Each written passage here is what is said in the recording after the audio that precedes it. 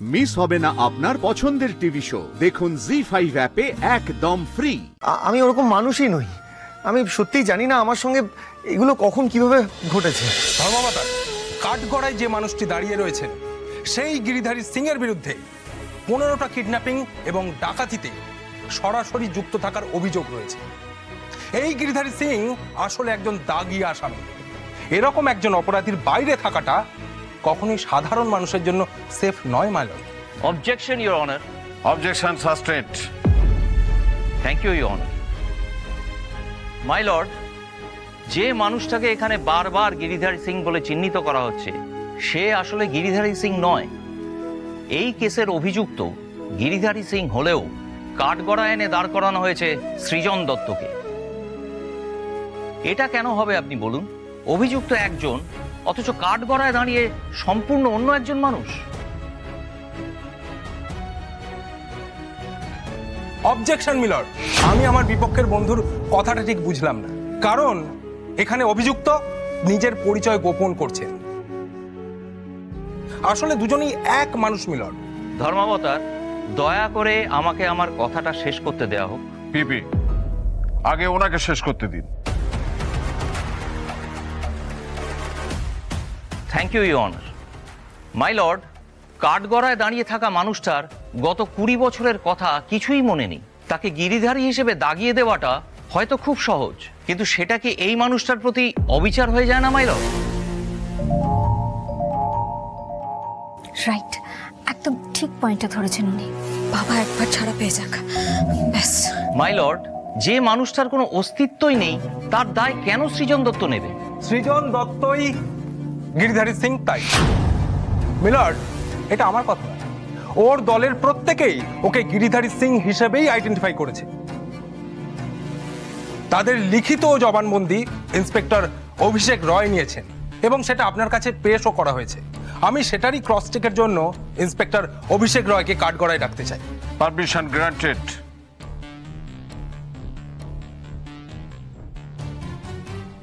এই জবানবন্দি কি ম্যাজিস্ট্রেটের সামনে রেকর্ড করানো হয়েছে? হ্যাঁ মাই লর্ড, ম্যাজিস্ট্রেটের সামনেই এই জবানবন্দি রেকর্ড করা হয়েছে। এই জবানবন্দি দেওয়ার সময় ওদের উপরে পুলিশ কি কোনো রকম চাপ দিয়েছিল? না, কোনো রকম চাপ সৃষ্টি করা হয়নি। এনারা নিজে থেকেই সৃজন দত্তকে আইডেন্টিফাই করেছেন। সৃজন দত্তকে ওরা আইডেন্টিফাই করেছে ঠিকই, কিন্তু সৃজন দত্ত এদের কাউকেই চিনতে পারেননি।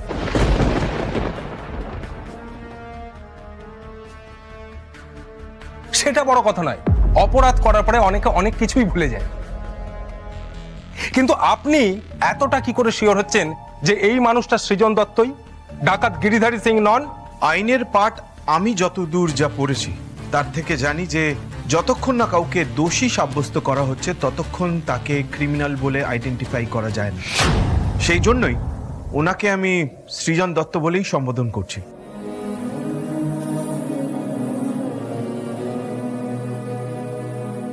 আপনি আপনার জায়গায় যেতে পারেন।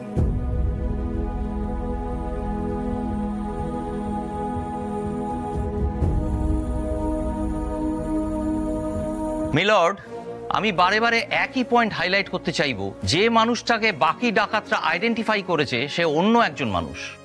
কারণ 20 বছর আগে একটি গুলি লেগে সৃজন দত্ত মারাত্মকভাবে আহত হয়েছিলেন। তারপরেই ধীরে ধীরে ওনার স্মৃতি হারিয়ে যায় এবং উনিও হারিয়ে যান। ওনার বাড়ির লোক প্রচুর খোঁজ খবর করেও ওনার কোনো খোঁজ পাননি। আমি 20 বছর আগের ওনার সমস্ত প্রেসক্রিপশন আদালতের কাছে পেশ করেছি।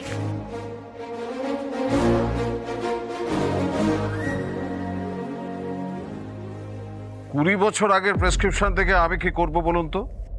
কেস তো চলছে এখন, মাঝে তো 20টা বছর পেরিয়ে গেছে।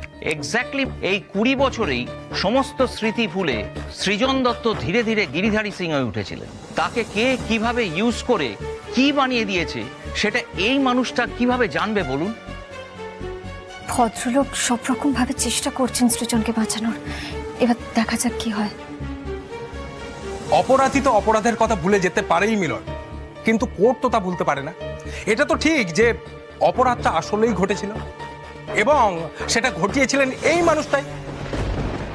আইন সহানুভূতি নয়, প্রমাণ দেখতে চায় মিলন। আর এটা তো পরিষ্কার বোঝা যাচ্ছে এখন এরা ফেঁসে যাওয়ার ভয়ে মিথ্যে একটা স্মৃতিভ্রমের নাটক করে চলেছে। মিলর্ড, এটা একটা ক্লোজ অ্যান্ড শার্ট কেস। এই মানুষটা গিরিধারী সিং নাম নিয়েই থাকুক কিংবা সৃজন দত্ত পরিচয়ে থাকুক, অপরাধটা এই মানুষটাই করেছে, তাই শাস্তিটাও এরই পাওয়া উচিত। That's all my.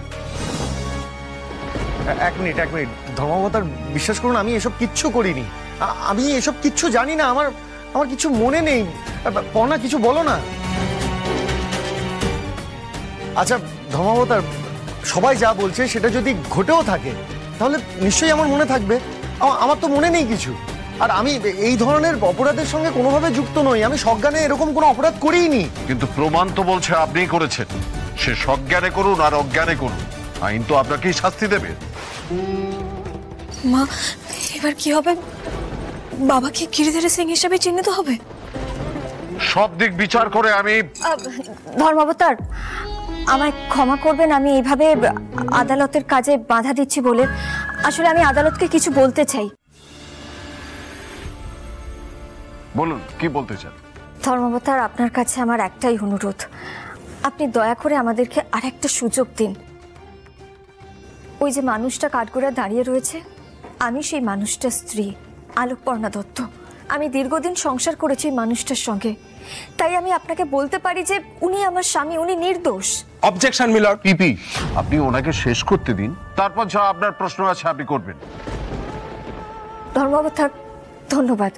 আসলে আমার স্বামীকে যেমন অনেকেই ডাকাত গিরিধারী সিং বলে আইডেন্টিফাই করেছে, তেমন আমি, আমার পরিবারের লোকজন, আমার পরিচিত লোকজন, তারা কিন্তু সৃজন বলেও আইডেন্টিফাই করেছে। বহু বছর ধরে এই মানুষটার সংস্পর্শে আমি থেকেছি, তাই আমি নিশ্চিত হয়ে আপনাকে বলতে পারি ইনি আমার স্বামী সৃজন দত্ত। আসলে 20 বছর আগে সৃজনের স্মৃতি চলে যায়, তারপরে ও হারিয়ে যায়। আর এই মাঝখানের সময়টাতে কি ঘটেছে ওর আর কিছুই মনে নেই। কিন্তু 20 বছর পরে আমি আবার মানুষটাকে ফিরে পেয়েছি, ও আবার ফিরে এসেছে। তাই আমি শুধু আপনার কাছে আরেকটা সুযোগ চাইছি। আমি প্রমাণ করে দেব যে সৃজন নির্দোষ, শুধু তার জন্য আমাদের একটু সময় দরকার। আমি হাত জোড় করে অনুরোধ করছি, আমাদের সময় দিন। My lord, please grant us one more date. আমরা প্রমাণ জোগাড় করার চেষ্টা করছি। ধর্মাবতার, বিশ্বাস করুন ও একদম ঠিক বলেছে। আমি কিচ্ছু করিনি। আমি ওরকম মানুষই নই। আমি সত্যিই জানি না আমার সঙ্গে এগুলো কখন কিভাবে ঘটেছে।